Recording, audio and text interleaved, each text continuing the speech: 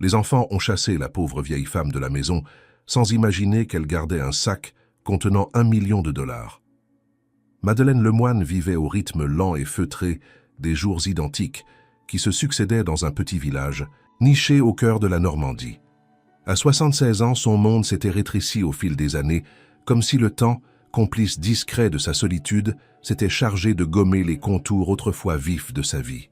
Depuis la mort de son mari, Henri, survenu 7 ans auparavant, elle avait quitté leur modeste pavillon pour venir s'installer dans la maison de ses 2 enfants, Hugo et Camille.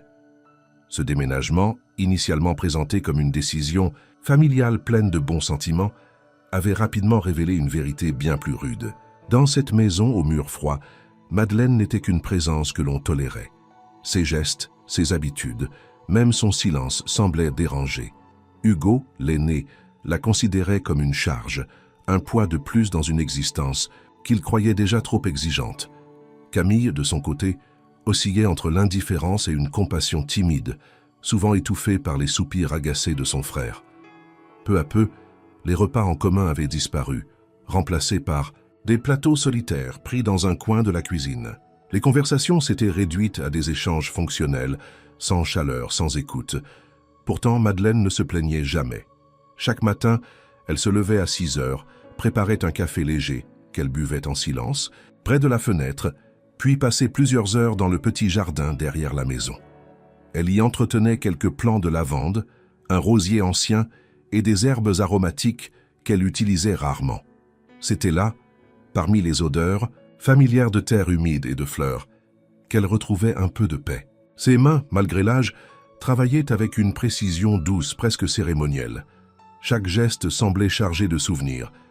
Mais ce que personne ne comprenait, c'était cette vieille sacoche de cuir brun qu'elle gardait toujours à portée de main. Un objet fatigué par le temps, aux coutures usées, que Madeleine ne quittait jamais des yeux. Elle la posait à côté d'elle sur le banc du jardin, l'amenait dans la cuisine pendant qu'elle faisait la vaisselle, l'installait près de son lit le soir.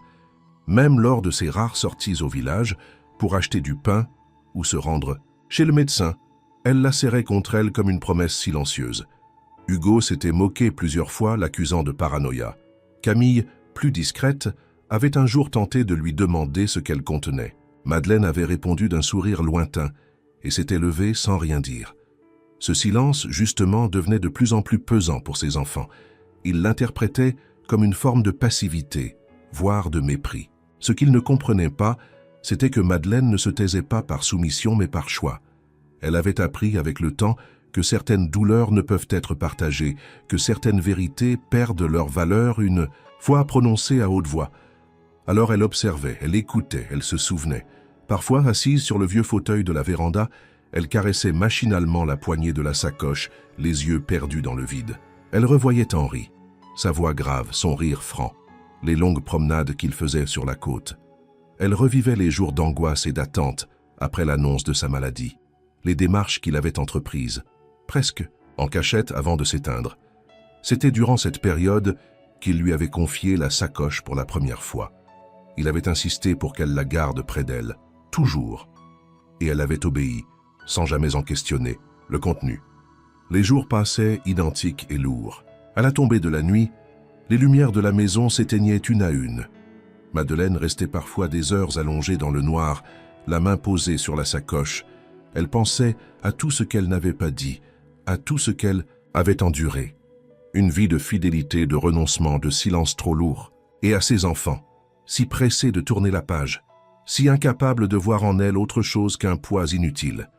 Mais ce que Hugo et Camille ignoraient, c'était que derrière cette routine apparemment banale se cachait une décision. Une certitude née dans le secret de ces nuits blanches. Madeleine n'était pas une femme soumise. Elle avait simplement attendu le bon moment. Et ce moment approchait, lentement mais sûrement, comme les premiers souffles d'un orage encore lointain. Elle n'avait jamais eu l'intention de leur faire du mal. Elle les aimait encore, à sa manière. Mais elle savait qu'ils ne la connaissaient plus. Peut-être ne l'avait-il jamais vraiment connue. Tout ce qu'il voyait en elle, c'était une vieille femme silencieuse et obstinée, agrippée à une sacoche vide de sens. Ce qu'il ne savait pas, c'était que cette sacoche contenait bien plus qu'un simple secret. Elle contenait une vie entière, Le vent coupait l'air ce jour-là avec une âpreté inhabituelle, annonçant un hiver particulièrement rude sur la campagne normande. Dans la maison des Lemoine, l'ambiance était tout aussi glaciale. Une querelle anodine sur l'utilisation de la machine à laver avait dégénéré, comme souvent, en un affrontement dur entre Madeleine et Hugo. La vieille femme, fidèle à son habitude, n'avait pas élevé la voix. Elle s'était contentée d'écouter d'un air distant les reproches qui fusaient, les insinuations mesquines, les critiques voilées. Mais ce jour-là, quelque chose avait changé. Hugo, 39 ans, entrepreneur indépendant, saturé par ce qu'il qualifiait de fardeau silencieux, perdit patience. Il se leva brusquement de la table, renversa une chaise et lança d'un ton sec « Il n'y a plus de place pour toi ici. Tu comprends? Ce n'est plus ta maison. » Son regard était dur, presque cruel. Camille, surprise, lâcha sa tasse qui se brisa au sol. Elle tenta de protester, mais sa voix se brisa dans sa gorge. Elle baissa les yeux, incapable de soutenir le regard de sa mère. Un silence glacial s'installa. Puis Madeleine se leva lentement. Elle ne demanda pas pourquoi. Elle ne contesta pas. Elle n'exprima ni choc ni colère. Elle hocha simplement la tête, comme si elle s'y était préparée. Elle monta les escaliers, ouvrit la porte de sa petite chambre et prit la sacoche posée comme toujours près de son lit. Elle l'attacha à son poignet avec un geste calme, presque cérémonial. Elle ouvrit une vieille armoire, enfila un manteau épais, prit une écharpe de laine tricotée autrefois par Henri et redescendit. Camille était encore dans la cuisine, les yeux brillants, les mains tremblantes. Elle tenta un geste vers sa mère. « Maman, attends, ce n'est pas ce que je veux, moi. Je ne voulais pas que... » Mais Madeleine lui adressa un regard doux, résigné. « Je sais, ma fille. » Ce furent ses seuls mots. Elle ouvrit la porte d'entrée sans se retourner, franchit le seuil et s'en alla, le dos droit malgré le froid mordant. Elle marcha lentement sur le chemin de gravier qui menait à la route principale, ses bottes craquant sur le sol gelé. Derrière elle, les volets restèrent clos. Aucun appel, aucun cri de regret. Juste le silence. Hugo, quant à lui, resta, debout dans le salon, les bras croisés. Une tension rigide dans les épaules. Il avait espéré une scène, une dispute, une protestation. Il n'avait pas prévu cette acceptation paisible. Cela le troubla, mais il n'en montra rien. Il se contenta de murmurer pour lui-même « Elle reviendra quand elle comprendra qu'elle n'a nulle part où aller. » Mais même en prononçant ces mots, une part de lui savait qu'il se trompait. Camille, assise sur la marche de l'escalier, se mordait la lèvre inférieure pour ne pas pleurer. Elle se sentait lâche, incapable de s'opposer à son frère, incapable de défendre celle qui lui avait tout donné. Une honte sourde l'envahissait, mais elle resta immobile, comme figée, dans l'instant. Pendant ce temps, Madeleine marchait. Elle ne regardait pas en arrière. Sa sacoche battait contre sa hanche, familière, rassurante. Elle n'avait emporté qu'un petit sac avec quelques vêtements, ses papiers, une photo d'Henri et bien sûr cette sacoche que personne n'avait jamais réussi à lui faire poser. Elle savait exactement où elle allait, même si elle n'en avait parlé à personne. Elle se rendit à la gare la plus proche, à quelques kilomètres, à pied. Elle ne prit pas le bus. Elle préférait marcher. Ce moment était le sien. Une forme de libération silencieuse, une transition entre deux mondes. Elle passa par les petites routes, croisant quelques visages familiers qui la saluaient poliment, sans poser de questions. Ils étaient habitués à son mutisme, à sa solitude. Personne ne savait que, sous cette apparence discrète, Madeleine portait un secret si lourd, si précieux. Assise sur un banc de la gare, elle observa les trains passer, les gens courir, les annonces monotones résonner dans les haut-parleurs. Elle se sentait étrangère à ce monde bruyant, pressé, mais cela ne l'effrayait pas. Elle attendait. Elle avait toujours attendu, toute sa vie. Ce moment ne faisait pas exception. Quand le train pour Rouen arriva, elle monta à bord sans hésiter. Elle trouva une place près de la fenêtre et s'installa. Ses mains se refermèrent sur la sacoche qu'elle posa sur ses genoux. Elle ferma les yeux un instant. Ce n'était pas la fin. C'était le début. Une nouvelle étape. Peut-être même une forme de renaissance. Et dans cette tranquillité apparente, quelque chose bouillonnait. Une certitude, une promesse. Car ce que ses enfants ne savaient pas, c'était que Madeleine ne fuyait pas par faiblesse. Elle partait avec un but, un objectif clair, intact malgré les années. Et dans cette sacoche usée par le temps, Il y avait plus qu'un souvenir. Il y avait une vérité que personne ne pourrait plus lui prendre. La gare de Rouen, vaste, car impersonnelle, bourdonnait d'une agitation fébrile propre aux grandes villes. Des annonces mécaniques résonnaient dans les haut-parleurs, se mêlant au claquement rythmique des pas, au grincement des valises à roulettes et au bavardage pressé. C'était le genre d'endroit où l'on pouvait disparaître, se fondre dans le flot des inconnus sans jamais être remarqué. C'est exactement ce que cherchait Madeleine. L'anonymat. Assise sur un banc de bois dur, dans un coin plus calme de la salle d'attente, elle observait le va-et-vient autour d'elle. Sa sacoche sur les genoux, ses doigts noueux posés dessus comme pour la protéger du moindre contact. Elle avait pris soin de s'installer là où elle pouvait voir les deux entrées principales, non pas par paranoïa, mais par habitude. Une vieille habitude, forgée par des années de vigilance discrète. Elle savait que le danger ne venait pas toujours là où on l'attendait.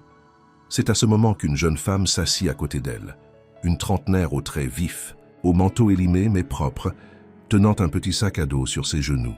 Elle semblait fatiguée. Ses yeux cernés trahissaient une nuit blanche ou une inquiétude persistante.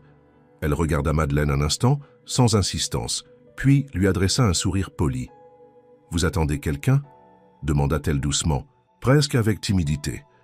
Madeleine, surprise par l'initiative, hésita une seconde avant de répondre. « Non, je pars. » Sa voix était calme, légèrement rauque. L'autre femme hocha la tête. « Moi aussi. Je m'appelle Pauline. Et vous » Madeleine hésita encore. Ce n'était pas dans ses habitudes de répondre aux étrangers, mais il y avait dans le regard de cette femme une sincérité désarmée, un besoin de parler, peut-être un miroir de sa propre solitude. « Madeleine. » Le silence retomba un moment. Puis Pauline reprit. « Vous allez où ?»« À Paris. » Pauline sourit à nouveau. « Moi aussi. Je n'ai pas de billet, mais je compte monter quand même.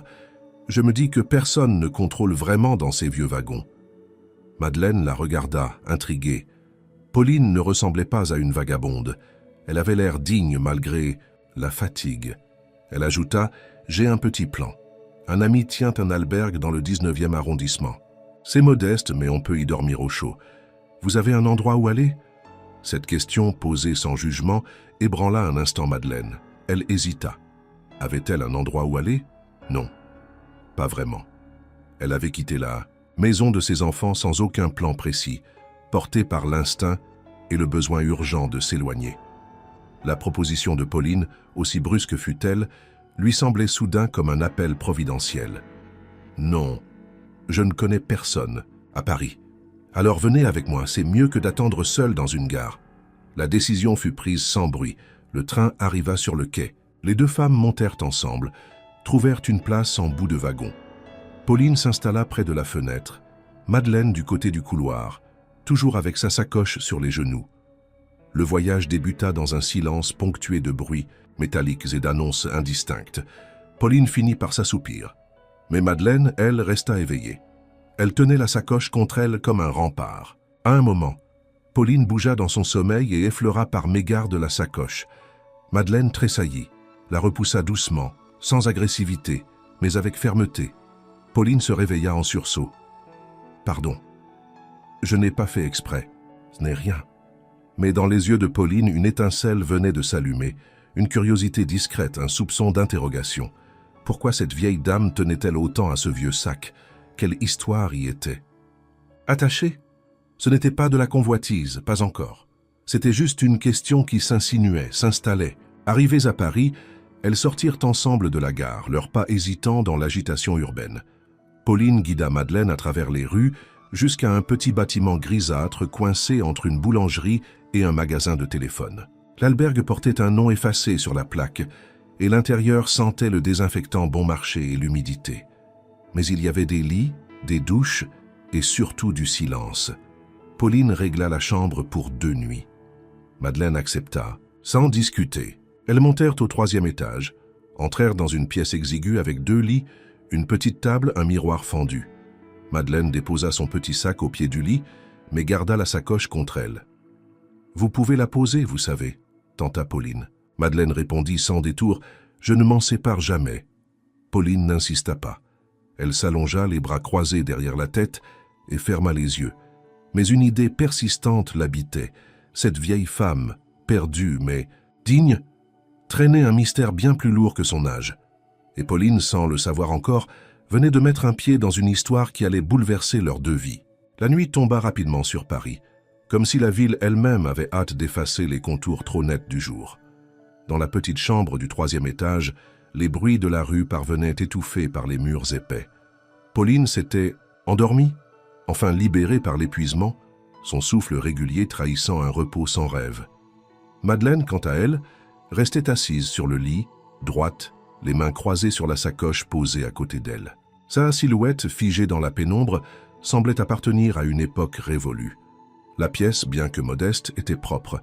Une lampe à abat-jour diffusait une lumière jaune et vacillante qui projetait des ombres tremblantes sur les murs. Le chauffage central grésillait par moments, luttant faiblement contre le froid humide qui s'infiltrait par les fenêtres mal isolées.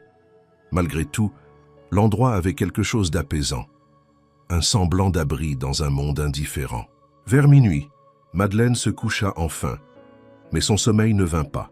Elle s'endormait rarement d'un seul trait. Depuis la mort d'Henri, ses nuits étaient découpées, hachées par des réveils fréquents, des souvenirs envahissants, des inquiétudes silencieuses. Cette nuit-là ne fit pas exception.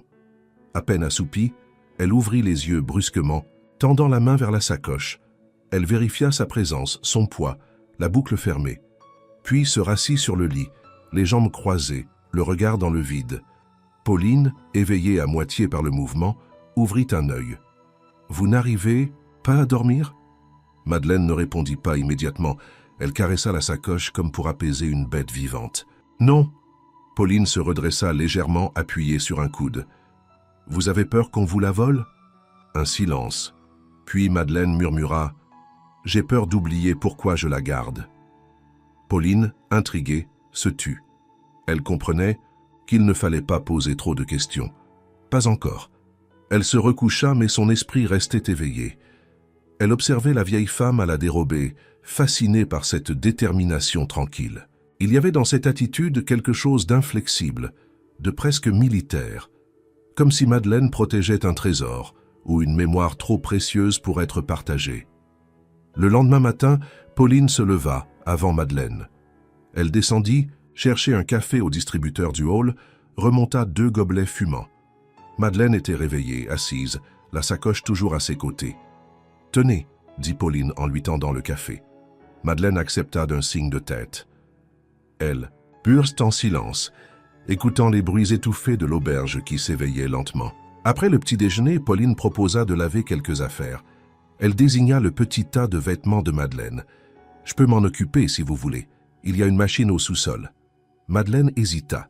Puis, à la surprise de Pauline, elle accepta. Elle lui tendit quelques pièces de linge soigneusement pliées. Elle garda néanmoins la sacoche contre elle. Pauline descendit avec le linge. En fouillant dans le sac plastique qui contenait les vêtements, elle sentit quelque chose de rigide coincé dans une poche intérieure. Elle tira doucement. C'était une petite enveloppe blanche, discrètement glissée entre 2 chemisiers. Elle ne l'ouvrit pas, mais il eut une inscription en anglais. Bank of America Private Holdings Division. Une série de chiffres y figurait également, accompagnés d'un nom, Henri Lemoine.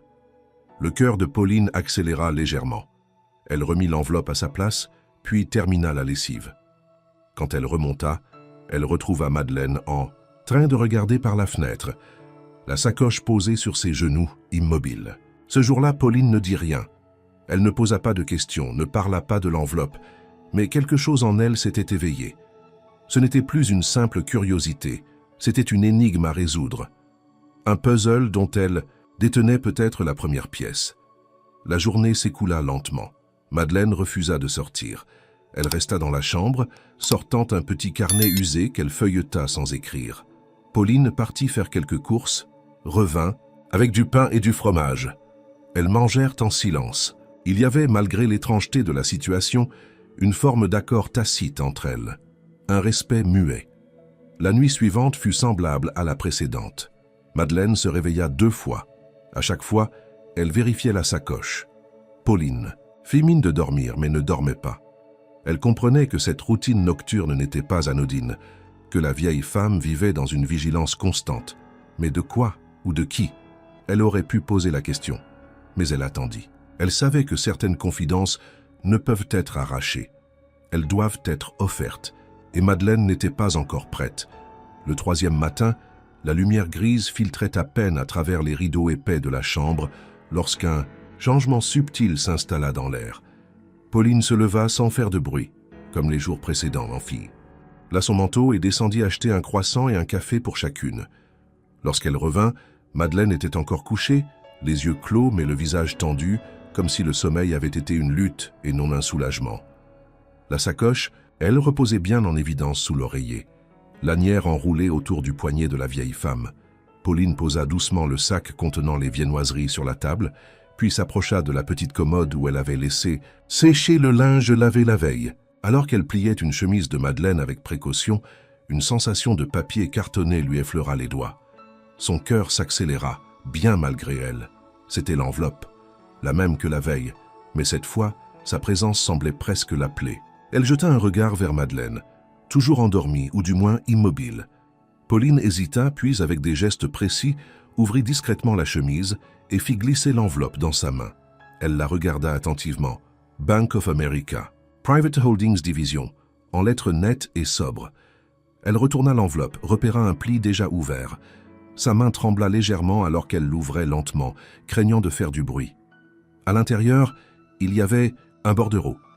Un document bancaire imprimé sur un papier légèrement jauni, avec le logo discret d'une grande banque américaine. En haut, le nom d'Henri Lemoine figurait comme titulaire principal du compte.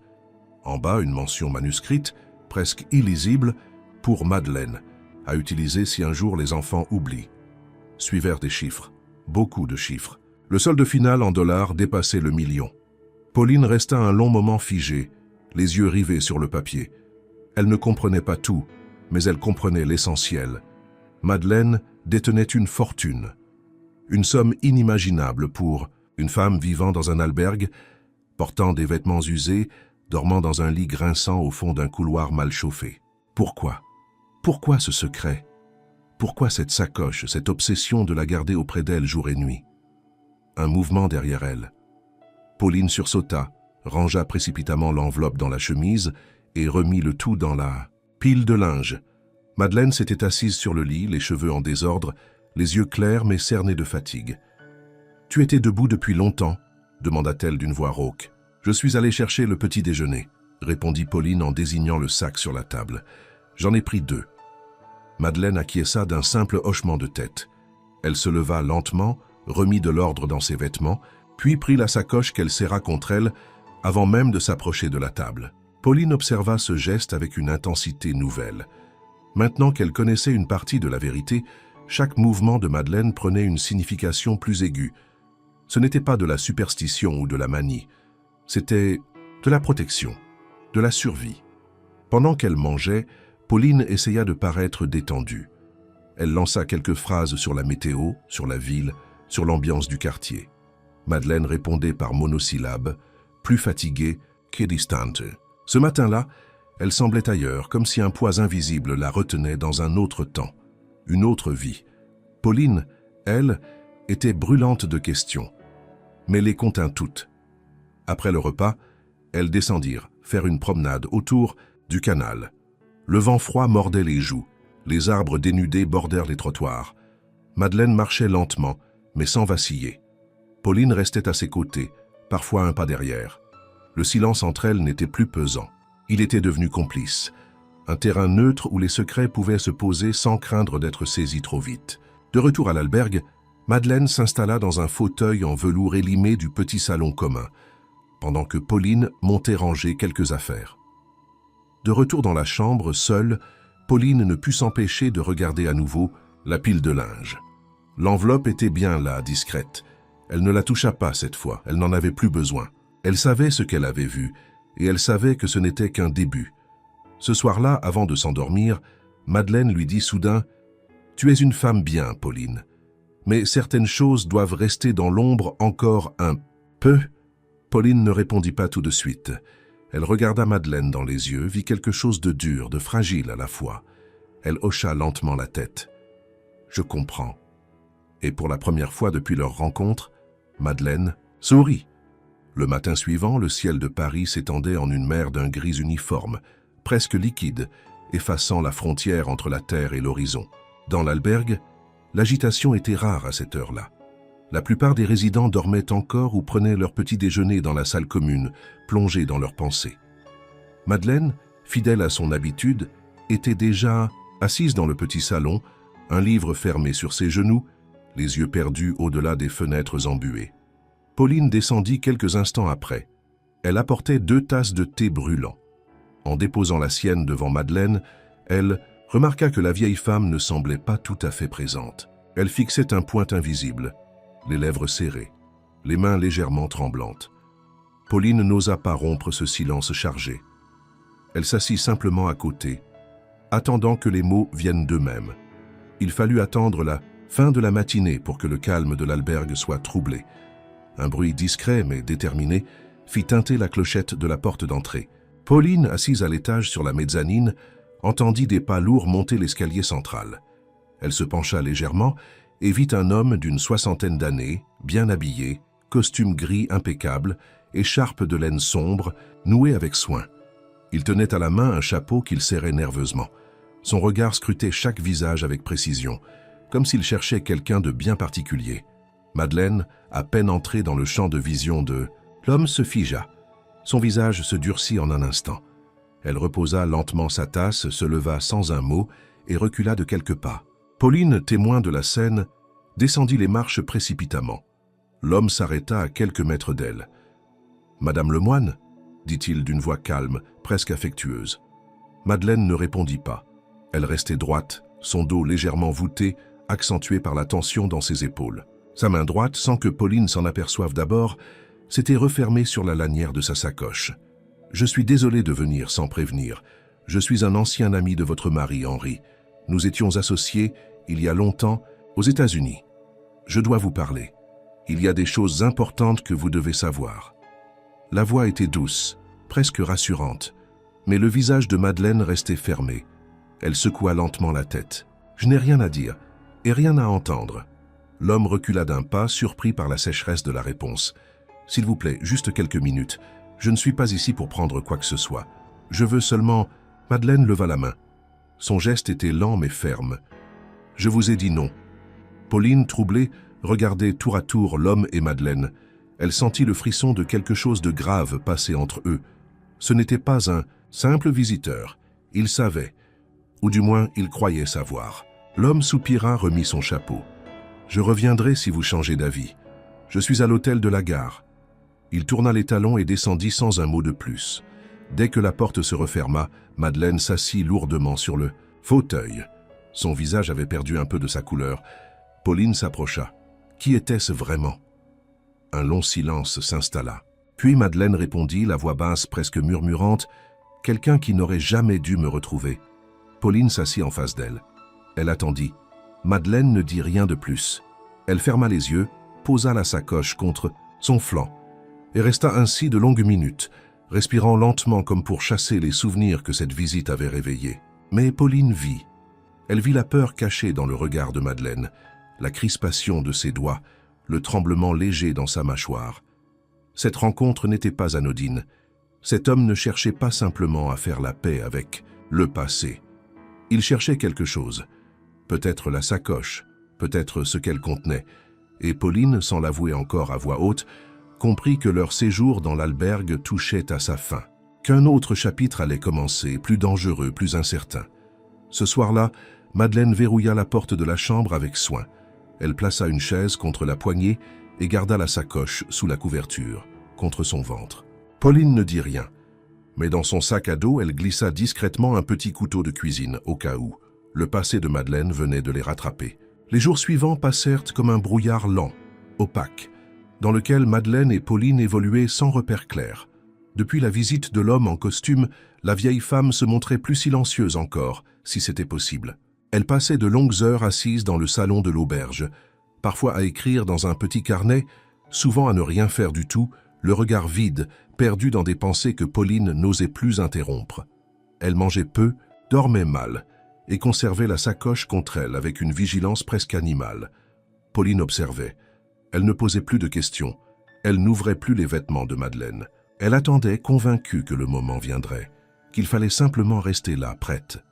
Elle savait désormais qu'elle n'était plus seulement une témoin, qu'elle était devenue, qu'elle le veuille ou non, une actrice dans cette histoire. Le 4e soir, après la visite, alors que la pluie tambourinait violemment contre les vitres de la chambre, Madeleine parla. C'était après le dîner, alors qu'elle buvait un thé tiède dans un silence partagé. Elle tenait sa sacoche sur les genoux, les doigts posés sur le cuir comme toujours. Henri et moi, nous n'avons jamais été riches, mais il avait un frère aux États-Unis, un homme dur, ambitieux, qui a fait fortune dans l'immobilier. Pendant des années, ils ne se sont pas parlé. Puis, peu avant sa mort, ce frère est mort soudainement. Henri a hérité d'un terrain à Miami, il a tout vendu. Sa voix était lente, hésitante. Pauline ne bougeait pas, elle écoutait. Et avec l'argent de la vente, Henri a ouvert un compte à son nom, mais il m'a tout transféré avant de mourir. Il n'a rien dit aux enfants. Il m'a fait promettre de ne jamais leur parler de cet argent. Il disait qu'ils n'étaient pas prêts, qu'ils ne comprendraient pas. Elle s'interrompit, but une gorgée de thé, puis reprit. Il m'a dit, « Si un jour il te tourne le dos, cet argent te servira. Pas pour vivre dans le luxe, mais pour rester libre, pour rester debout. » Pauline sentit une chaleur étrange l'envahir. Ce n'était pas la surprise, c'était la compréhension. Tout prenait sens. La sacoche, la peur, la méfiance. Cet argent n'était pas une fortune à dépenser, c'était un rempart. Une barrière entre Madeleine et l'indifférence du monde. « Et maintenant ?» demanda-t-elle doucement. « Tu comptes le récupérer, le garder ?» Madeleine secoua la tête. « Je ne veux pas de cet argent pour moi, mais je ne laisserai personne me le prendre. » Elle posa une main sur la sacoche, la caressa doucement. « C'est pour quelque chose de plus grand, je ne sais pas encore quoi, mais je trouverai. » Pauline ne répondit pas.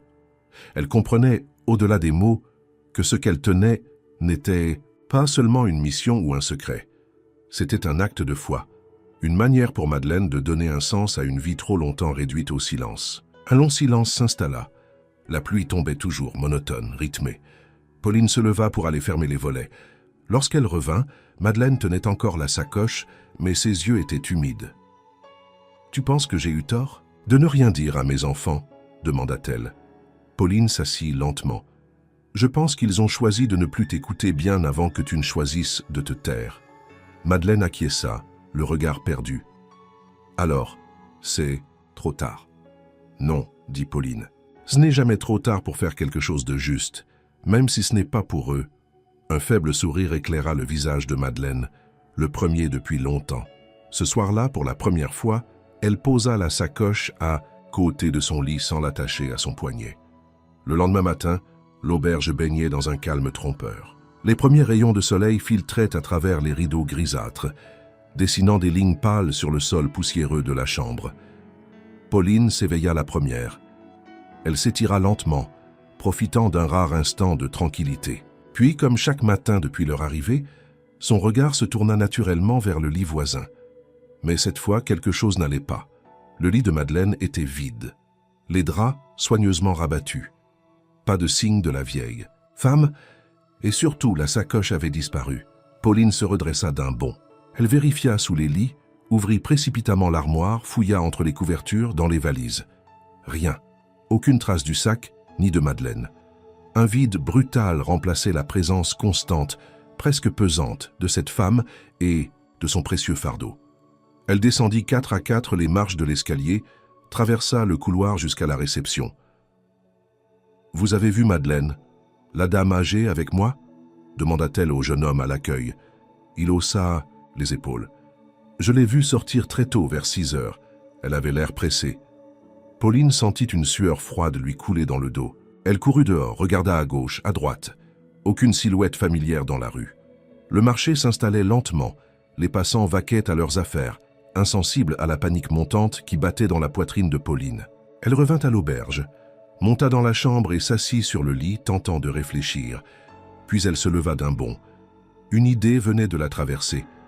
Elle ouvrit son sac à dos, en sortit l'enveloppe bancaire qu'elle avait soigneusement dissimulée 2 jours plus tôt dans une chemise. Elle était toujours là. Cela signifiait que Madeleine était partie sans elle. Volontairement, ou avait-elle été forcée, enlevée? Mais si elle avait été enlevée, Pourquoi la sacoche ne s'était-elle pas retrouvée au sol ou laissée ouverte? Non, il n'y avait pas de lutte, pas de désordre.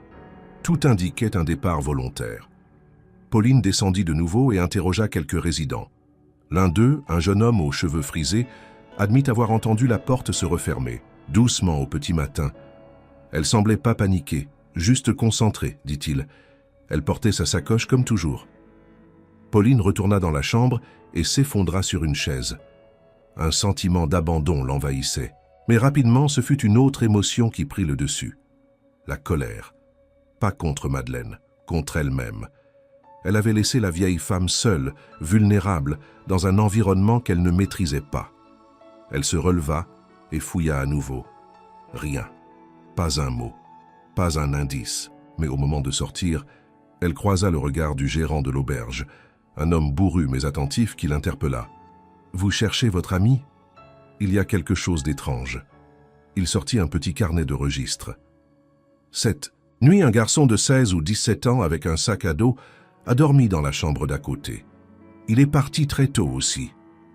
Pauline sentit une alarme intérieure se déclencher. « Vous avez son nom ?» Faux, probablement, mais elle a payé en liquide. Regardez. Il lui montra une page du registre. Pauline lut le nom. Luc Martin. Elle ne le reconnut pas, mais un pressentiment la frappa. « Vous avez des caméras ?» demanda-t-elle soudain. Le gérant acquiesça. Une à l'entrée, une autre dans le couloir de l'étage. Ils descendirent ensemble à son bureau. Il chercha les enregistrements de la nuit. Sur l'écran, ils virent d'abord Madeleine sortir, seule, le visage fermé. Puis, quelques minutes plus tard, le jeune homme en question sortit à son tour, la sacoche à la main. Il ne courait pas. Il marchait avec calme, presque sûr de lui. Pauline se pencha vers l'écran. Elle sentit la fureur monter. Il la suivit. Il savait ce qu'il faisait. Le gérant hocha la tête. « Ah, ce n'est pas un voleur de hasard. » Pauline sortit de la pièce comme une flèche. Elle se rua dans la rue, chercha à droite et à gauche, mais le garçon avait disparu depuis des heures. Elle savait que courir ne servirait à rien. Ce n'était plus une perte, c'était une traque. Elle remonta, prit ses affaires et sortit de l'auberge avec détermination. Madeleine était quelque part, en danger peut-être, et cette sacoche, désormais entre les mains de quelqu'un d'autre, pouvait bouleverser bien plus que 2 vies. Pauline jura, pour la première fois depuis des années, qu'elle irait jusqu'au bout, qu'elle retrouverait Madeleine, et qu'elle découvrirait qui avait envoyé ce garçon. Pauline regagna précipitamment la petite salle de surveillance de l'auberge. Les images encore figées sur l'écran. Le cliquetis des touches sous ses doigts trahissait sa nervosité contenue. Elle ajusta la timeline sur les vidéos pour recompresser la séquence de minuit à 6 heures du matin, cherchant la moindre faille dans l'ombre mouvante du couloir. L'ambiance y était silencieuse, seulement perturbée par le grésillement occasionnel, jusqu'à ce qu'un mouvement capte son attention. Le garçon, silhouette longiligne, sortant de la chambre voisine à 5h47, sacoche fermement tenue. Sur l'image suivante, il se dirige calmement vers l'escalier et descend. Son visage restait à peine visible sous une capuche, mais son port laissait deviner la confiance d'un professionnel. Il ne jeta pas un coup d'œil autour de lui, comme s'il savait exactement où aller. Sur le palier, il croisa une autre résidente, tête basse, qui ne l'interpella pas. Un signe. Elle inspirait le respect ou la crainte. Pauline fit une pause. « Arrête ici », murmura-t-elle au gérant. Elle revint à l'écran d'entrée. À 6 heures pile, un homme l'attendait dehors, adossé au mur. Il échangea un court contact avec le jeune voleur, sans se toucher, un bref instant suffisant qu'il remit quelque chose, probablement de l'argent. Le garçon hocha la tête comme pour confirmer. Puis il disparut dans la rue, sans hâte. L'homme resta immobile encore un moment, puis entra à son tour dans l'auberge, mais s'arrêta, dans l'ombre du vestibule, et repassa le regard sur l'escalier. Pauline sentit son sang se glacer. Celui-là, elle l'avait déjà vu. L'habit de ville, la posture, la démarche, l'image fugace tirée des souvenirs avait déjà croisé ses prunelles dans la chambre. Son nom la torture. Hugo, le fils aîné de Madeleine. Mais ce n'était pas encore sûr. L'homme avait tourné le visage à l'écart, juste un instant. Pourtant, son costume gris, sa cravate sombre penchée sur le col, tout évoquait la famille Lemoine. Elle empêcha son cœur de défaillir et demanda au gérant « Vous pouvez agrandir ce passage ?»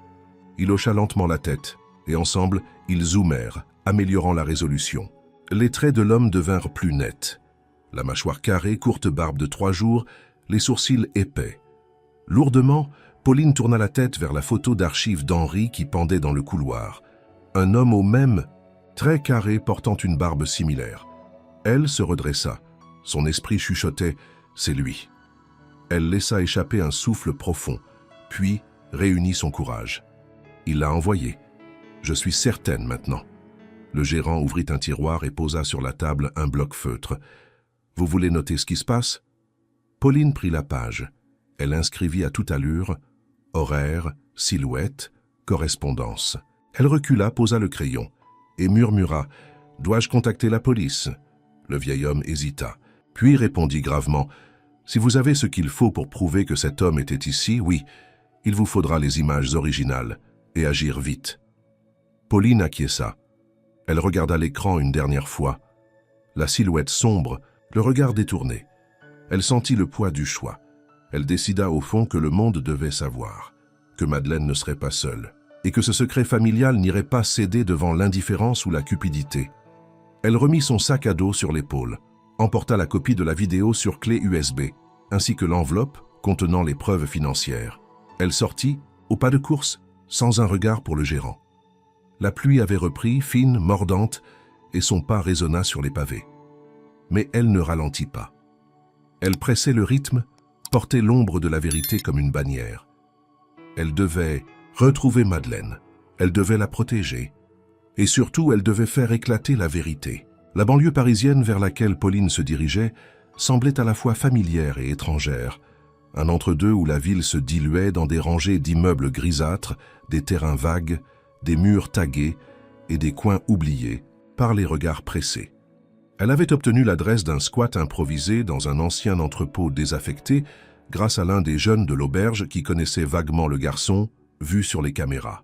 Un prénom circulait, Yanis, adolescent sans repère, parfois chargé de petites missions discrètes pour des adultes qu'il n'interrogeait jamais. Il était un peu plus de 3 heures de l'après-midi lorsque Pauline atteignit l'endroit. Le ciel était bas, lourd, comme s'il pesait sur les toits de tôle rouillée. Devant la grille entr'ouverte de l'entrepôt, une vieille trottinette cassée traînait sur le sol. Elle s'avança prudemment, le souffle court, le cœur battant. À l'intérieur, le silence régnait, ponctué seulement par des murmures et le grésillement d'un petit haut-parleur crachant une musique électronique étouffée. Elle s'approcha d'un groupe de jeunes assis sur des coussins sales autour d'un vieux baril métallique. À sa vue, 2 d'entre eux se levèrent, méfiants. « Je cherche Yanis. » L'un d'eux, grand, mince, au regard soupçonneux, s'approcha. « T'es qui, toi ?»« Une amie de la dame que ton pote a suivie ce matin. Elle a disparu. Et il avait sa sacoche. » Un silence brusque s'abattit sur le groupe. Tous se regardèrent. Le garçon désigna un escalier en colimaçon au fond. 2e étage. Pauline gravit les marches branlantes, sa main serrée autour de la clé USB dans sa poche, comme si elle pouvait lui donner du courage. Arrivée en haut, elle trouva Yanis assis par terre, adossé à une fenêtre brisée, la sacoche de Madeleine posée entre ses jambes. Il sursauta en la voyant, se leva d'un bond, mais Pauline leva les mains, calmement. « Je ne suis pas là. Pour te dénoncer, je veux comprendre. » Yanis hésita, puis s'assit à nouveau, le regard fuyant. « J'ai pas volé, ok? C'était un contrat. On m'a dit de suivre la vieille, de récupérer son sac, pas de la toucher, juste ça. Qui t'a dit ça? » Il se frotta les mains, visiblement tendues. Un mec bien habillé, 30, 40 ans. Il m'a filé 500 balles. Il m'a montré la photo de la dame, m'a dit qu'elle avait pris un truc qui lui appartenait. Pauline sortit son téléphone, lui montra une photo de Hugo qu'elle avait trouvée sur les réseaux sociaux. Yanis pâlit. C'est lui. Un mélange de rage et de tristesse traversa Pauline. Elle s'agenouilla près de lui. Où est Madeleine maintenant? Yanis baissa les yeux. Elle est partie en courant quand elle a vu que j'avais son sac. Elle m'a supplié. Je ne sais pas pourquoi j'ai paniqué. J'ai pris le sac. Je suis venu ici. Mais j'ai rien ouvert, je te jure. Pauline regarda la sacoche. Elle était là, intacte, les fermetures bien fermées. Je vais la récupérer. Et tu vas m'aider à la retrouver. Yanis acquiesça lentement. Pauline prit la sacoche, la serra contre elle comme Madeleine l'aurait fait. Le cuir, chaud et familier, semblait déjà lui transmettre quelque chose de cette femme qu'elle avait appris à respecter et à protéger. Ils quittèrent ensemble l'entrepôt. Le soleil commençait à décliner, projetant une lumière orange sale sur les murs de béton. Dans la tête de Pauline, un nom résonnait à présent avec violence. Hugo. Il avait franchi la ligne. Il avait trahi sa propre mère. Mais Madeleine n'était pas finie, et Pauline non plus. Avec la sacoche à nouveau entre ses mains, Pauline se sentait à la fois soulagée et galvanisée. Mais son soulagement n'était que passager. Madeleine restait introuvable.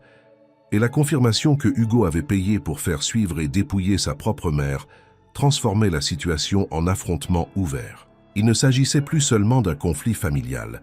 C'était devenu une question d'honneur, de justice et surtout de vérité. Elle décida de retourner dans le centre de Paris, là où tout avait commencé, là où elle pourrait croiser à nouveau les fils de cette histoire. Elle se rendit dans un café proche de la gare où Madeleine et elle s'étaient arrêtées la première fois, espérant que la vieille femme y serait revenue instinctivement. Ce fut peine perdue. Personne ne l'avait vue. Les heures passaient et Pauline sentait la tension grimper. Elle retourna à l'auberge, mais là encore, aucune trace de Madeleine. Ce fut en fouillant le carnet de notes de la vieille femme, oublié dans le tiroir de la chambre, qu'elle découvrit une adresse griffonnée au crayon. Une rue dans le 11e arrondissement. Aucun nom, aucun commentaire. Juste un numéro, 48. Sans réfléchir, elle se précipita. L'endroit était une petite étude notariale discrète à la façade banale. En sonnant, elle fut accueillie par une secrétaire qui, en entendant le nom de Madeleine Lemoine, la fit entrer. Immédiatement, un homme en costume sobre, la cinquantaine calme, l'attendait dans un bureau lumineux. Il se présenta comme maître Dufresne. « Madame Lemoine est passée ici il y a 2 jours, dit-il en consultant un dossier. Elle m'a remis un document officiel, la révision complète de son testament. » Pauline, surprise, resta silencieuse. Elle souhaitait retirer ses enfants, Hugo et Camille, de toute succession. Elle a déclaré, noir sur blanc, que l'héritage irait à une cause de son choix, à définir prochainement. Elle m'a également confié la preuve d'un transfert bancaire important à son nom, provenant d'un compte américain. Le notaire la regarda avec attention. Elle m'a dit qu'une certaine Pauline était la seule personne de confiance à qui elle parlerait. Désormais, c'est bien vous ? Pauline hocha la tête, émue. Maître Dufresne se leva, alla chercher une enveloppe scellée. Elle m'a demandé de vous remettre ceci si elle disparaissait. Elle ouvrit lentement l'enveloppe. À l'intérieur, une lettre manuscrite. « Pauline, si tu lis ceci, c'est que les choses sont allées trop loin. Hugo m'a trouvé, il veut l'argent. Je ne sais pas jusqu'où il ira, mais je ne peux pas le laisser faire. Je suis parti là où il ne pensera pas me chercher. Ne t'inquiète pas. Protège cette sacoche. Elle n'est pas à moi, elle est destinée à bien plus. Et surtout, crois en ce que tu es devenu depuis notre rencontre. Madeleine. » Pauline sentit les larmes monter, mais elle les repoussa. Elle se leva déterminée. Le masque était tombé.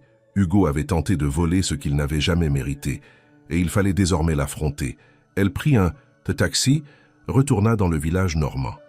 Elle savait que Madeleine y reviendrait un jour, et peut-être que Hugo aussi y serait. À son arrivée, la maison familiale semblait vide, mais un détail la frappa.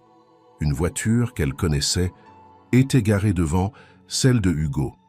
Elle s'approcha, le cœur battant, et entra sans frapper. Dans le salon, Hugo était là, assis, un verre à la main, l'air surpris de la voir. « Pauline ?» Elle referma la porte derrière elle. « Tu sais pourquoi je suis là ?» Il esquissa un sourire, cynique. « Tu veux jouer les héroïnes. Cette vieille femme perd la tête. Elle ne comprend plus rien. » Pauline s'approcha, lui jeta la lettre sur la table. « Elle a tout compris, Hugo. C'est toi qui as perdu. Tu as trahi ta mère, et elle te laisse exactement ce que tu mérites. » « Rien. » Il pâlit, lut la lettre, et comprit. Tout s'écroulait. Pauline s'éloigna sans attendre une réponse. Elle avait une dernière chose à faire, retrouver Madeleine. Le ciel normand s'assombrissait lentement lorsque Pauline retourna une dernière fois à la maison des Lemoine, cette vieille bâtisse silencieuse, nichée au bord du village. Elle y trouva Camille, seule, assise sur les marches du perron, les épaules voûtées, les yeux cernés par l'inquiétude. Lorsqu'elle vit Pauline approcher, elle se leva d'un bond. « Où est-elle » demanda-t-elle, la voix brisée. Pauline s'approcha lentement. « Je croyais que tu saurais. » Camille secoua la tête, désespérée. « Je ne savais pas pour Hugo. Il m'a menti. Il m'a dit qu'il voulait juste la retrouver, l'aider. Je ne savais rien de cette histoire d'argent. » Pauline la fixa un instant, cherchant la sincérité dans ses yeux. Elle crut l'y percevoir. Elle hocha doucement la tête. Elle reviendra, quand elle se sentira prête. Et Madeleine revint. Non pas dans la nuit comme une ombre discrète, mais en pleine lumière, 2 jours plus tard. Elle arriva dans un taxi, la sacoche toujours dans les bras, son manteau refermé jusqu'au cou. Elle sortit du véhicule lentement soutenue par Pauline qui l'attendait déjà dans le jardin. Elle ne regarda ni à droite, ni à gauche. Elle le entra dans la maison comme si elle n'en était jamais partie. Camille fut la première à l'apercevoir. Elle accourut, pleurant, tombant à genoux devant sa mère. « Maman, je suis désolée. Je ne savais pas ce qu'il faisait. » Madeleine la regarda longuement. Ses traits restaient durs, mais quelque chose dans ses yeux s'était apaisé. « Tu savais assez pour ne pas dire non. » Camille pleura de plus belle. Pauline observa sans intervenir. Elle connaissait Madeleine maintenant. Elle savait que cette scène était nécessaire, que Madeleine avait attendu ce moment. Puis Hugo entra à son tour. Il semblait fatigué, défait, le visage tiré, sans arrogance. Il s'arrêta à quelques pas de sa mère. « Maman, je... » Mais Madeleine leva la main. « Je n'ai rien à t'écouter. Tu as tout dit en me faisant suivre, en payant pour qu'on me vole. » Il baissa les yeux, honteux. « Tu voulais savoir ce qu'il y avait dans cette sacoche ?» Ça, continua-t-elle. « Tu voulais récupérer ce que tu croyais t'appartenir ?» Elle sortit un document de la sacoche et le posa sur la table du salon. Le testament officiel, signé, tamponné. « Voilà, tu n'auras rien, pas un centime. » Un silence écrasant suivit ces mots. Camille sanglotait toujours, Hugo restait figé. Madeleine se tourna alors vers Pauline. « Ce que je veux maintenant, c'est la paix, et faire en sorte que cet argent serve à ceux qui en ont besoin. » Elle s'assit. Son visage s'était adouci. « Un avocat viendra demain pour finaliser tout ça. Vous êtes tous deux libres d'aller et venir, mais vous n'avez plus de droit ici. » Pauline, debout à ses côtés, sentit une immense admiration l'envahir. Madeleine n'était plus seulement une vieille femme rejetée par ses enfants. Elle était redevenue maîtresse de sa vie. Camille, tremblante, se leva. « Puis-je au moins revenir un jour, te revoir ?» Madeleine ne répondit pas immédiatement. Puis elle murmura « On verra. Le pardon n'est pas un droit, c'est un choix. » Et elle tourna la tête vers la fenêtre, laissant derrière elle non pas une famille brisée, mais un héritage, reconstruit sur la vérité. Le printemps arriva tardivement cette année-là, comme s'il hésitait à remplacer les blessures laissées par l'hiver. Pourtant, dans un coin reculé de la Normandie, la Renaissance prenait forme dans le silence. 3 mois après le dernier affrontement familial, Madeleine Lemoine, désormais apaisée, se tenait au centre d'un petit jardin public réhabilité, entouré de visages inconnus, mais bienveillants. À ses côtés, Pauline tenait les clés d'un vieux bâtiment rénové, modeste mais lumineux, la maison Lemoine. Ce lieu né de la volonté ferme de Madeleine accueillerait désormais des personnes âgées abandonnées, seules, oubliées. Un centre de jour, un refuge pour celles et ceux qui, comme elle, avaient un jour été mis à l'écart. Le projet avait été lancé grâce à une partie des fonds autrefois enfermés dans la mystérieuse sacoche.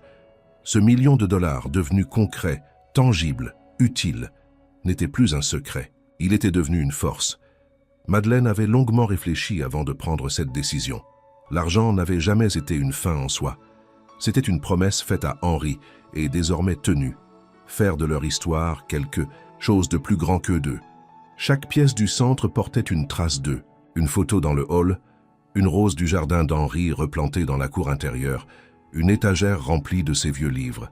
Pauline, devenue gestionnaire du centre, était toujours à ses côtés. Leur complicité, née dans les épreuves, s'était transformée en amitié profonde. Elle avait refusé tout salaire au départ, ne voulant pas être payée pour faire ce qui est juste, mais Madeleine avait insisté. Ce n'est pas un salaire, c'est une reconnaissance. La sacoche, quant à elle, reposait désormais dans une vitrine au cœur de la bibliothèque du centre. Une plaque y avait été apposée. Elle contenait bien plus que de l'argent. Elle portait le poids d'une vie. Les visiteurs posaient souvent des questions à son sujet. Pauline parfois racontait l'histoire. D'autres fois, elle laissait le silence parler à sa place. Hugo et Camille n'avaient plus reparu. Madeleine avait reçu 2 lettres. Celle de Camille était longue, remplie de regrets, de promesses, de changements. Celle de Hugo, plus courte, reconnaissait sa faute, sans chercher à se justifier. Madeleine n'avait répondu à aucune des 2. Elle n'en éprouvait ni rancune ni soulagement. Juste une certitude. Sa paix n'était plus entre leurs mains. Le village, de son côté, redécouvrait cette vieille femme qu'il n'avait jamais vraiment connue. On venait lui parler, lui demander conseil, l'inviter à des événements. Elle refusait poliment la plupart des sollicitations, préférant le calme de son jardin et les après-midi passés à lire avec les résidents du centre. Un jour, un enfant d'une école voisine venu visiter la maison Lemoine lui demanda « Pourquoi vous avez fait tout ça ?» Madeleine le regarda, sourit, puis répondit simplement « Parce que j'en avais les moyens et qu'il n'y a pas d'âge pour commencer à faire le bien. » L'enfant hocha la tête avec gravité, comme s'il venait de recevoir un secret précieux. Ainsi, Madeleine Lemoine, que ses propres enfants avaient cru fragile et inutile, avait écrit seul le dernier chapitre de sa vie. Et ce chapitre n'était pas un adieu, mais un commencement. Car la force ne réside pas dans ce que l'on possède, mais dans ce que l'on choisit de faire avec ce que la vie nous confie.